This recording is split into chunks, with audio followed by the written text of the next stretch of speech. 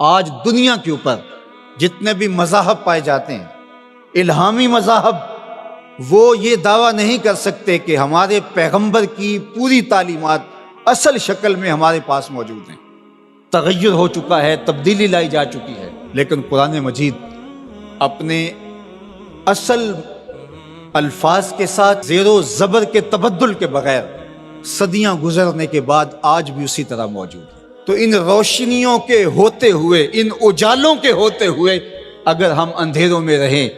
تو پھر ہمیں ان حالتوں کے اندر ڈال دیا جائے گا آج جس حالت کے اندر ہم موجود ہیں۔ اگر کسی کے پاس ہدایت کا نصاب موجود نہ ہو اور وہ بھٹک جائے تو اس کے بھٹکنے کا تو پھر بھی جواز ہوتا ہے کہ ان کے پاس کچھ تھا نہیں، ہادی نہیں تھا، راہبر نہیں تھا، اندھیرا تھا، چراغاں نہیں تھا تو بھٹک گئے۔ ایک نابینا کسی کنویں میں گر جائے تو لوگ اس کو نکالنے کی کوشش کرتے ہیں، اس کو کوستے نہیں ہیں،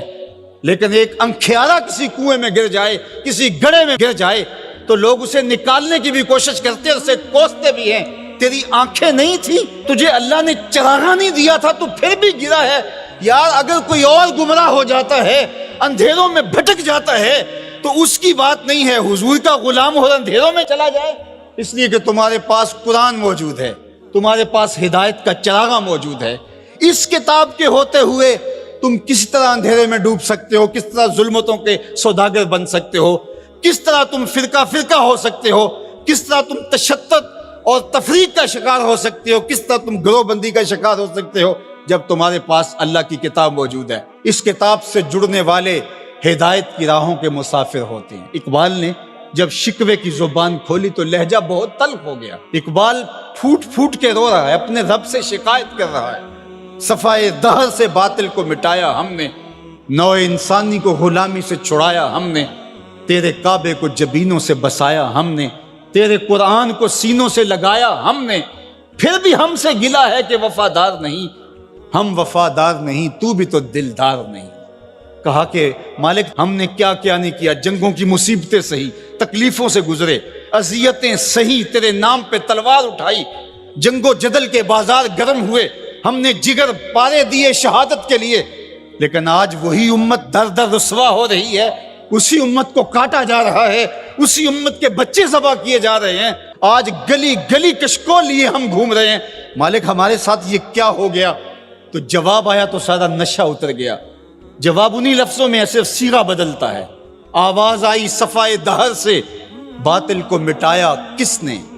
نوع انسانی کو غلامی سے چھڑایا کس نے، میرے کعبے کو جبینوں سے بسایا کس نے،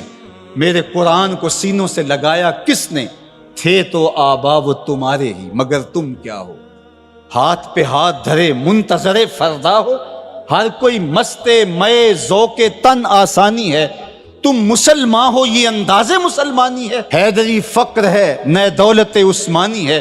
تم کو اسلاف سے کیا نسبت روحانی ہے، وہ معزز تھے زمانے میں مسلمان ہو کر، تم خار ہوئے تارک قرآن ہو کر، تمہاری پستی ذلت زبوحالی نکبت رسوائی کا سبب اس کتاب کے دامن کو چھوڑ دینا ہے۔ اتنی روشنیوں کے ہوتے ہوئے، اتنے اجالوں کے ہوتے ہوئے تم اگر در بدر بھٹک رہے ہو تو یہ تمہارا قصور ہے۔ یہ امت جن کو اللہ نے قرآن دیا اور محبوب علیہ السلام کی احادیث بھی ہمارے پاس حرف حرف پہنچی، لیکن پھر بھی اگر کوئی اندھیرے میں ڈوب جائے تو پھر یہ اس کا قصور ہے۔ تو اس کتاب کے ہوتے ہوئے ہمارے دل زنگ آلود نہیں ہو سکتے، لیکن ہم نے اس کتاب کے ساتھ جو سلوک کیا، اس کتاب کے ساتھ ہمارا جو تعلق ہے وہ کسی سے مخفی نہیں ہے۔ یہ صرف کتاب ثواب رہ گئی ہے۔ جو کتاب ہدایت تھی، جس کا لفظ لفظ ہدایت دیتا تھا، حرف حرف زندگی بخش تھا، جس کی ایک ایک آیت ہمیں جینے کے اسلوب سکھاتی تھی، اس کتاب کو سینے سے لگا کر کے اور اپنے پیغمبر کی راہوں پہ چل کے ہم پوری دنیا کو اصول و ضوابط دینے تھے اور ان کو جینے کے ڈھب سکھانے تھے۔ کنتم خیر امت اخرجت للناس، فرمایا کہ تمہیں تو لوگوں کے لیے ہم نے نکالا تھا، تم نے تو کائنات کی رہنمائی کرنی تھی، تم تو زمانے کی قیادت کرنی تھی، لیکن آج ہے رسوا زمانے میں کلاہ لالا رنگ، جو سراپا نازتے ہیں آج مجبور نیاز، رو رہے ہیں آج وہ دشت جنوب پرور جہاں، رقص میں لیلا رہی لیلا کے پروانے رہے، خیر تو ساکی سہی لیکن پلائے گا کسے، اب نہ میں کش رہے باقی نہ میں خانے رہے۔ آج ہم گلی گلی رسوائیوں کی داستان لیے پھرتے ہیں پوری دنیا کے اوپر، ایک انچ جگہ بھی ایسی نہیں جہاں آتش و آہن برستا ہو اور وہ زمین کو فار کی ہو۔